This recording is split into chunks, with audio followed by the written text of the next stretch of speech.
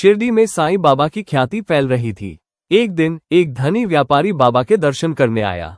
उसने देखा कि बाबा बहुत साधारण तरीके से एक सूखी रोटी खा रहे थे और उनके पास पीने के लिए सिर्फ पानी था।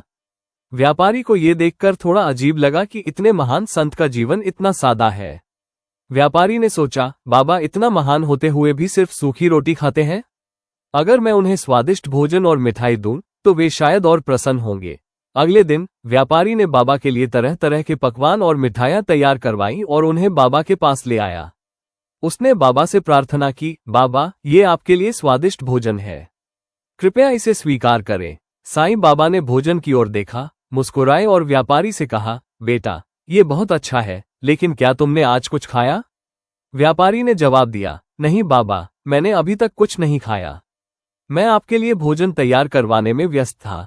बाबा ने उसे अपने पास बिठाया और अपनी सूखी रोटी का एक टुकड़ा तोड़कर व्यापारी की ओर बढ़ाया।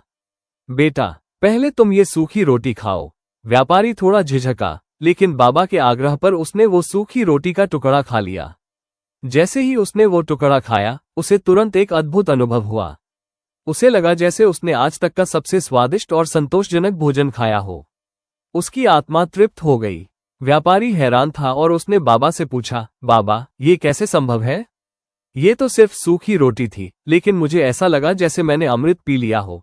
साईं बाबा ने मुस्कुराते हुए कहा, बेटा, असली भूख भोजन की नहीं, बल्कि प्रेम और समर्पण की होती है। जब तुम किसी को निस्वार्थ भाव से कुछ देते हो, तो वो चीज साधारण होते हुए भी सबसे स्वादिष्ट बन जाती है।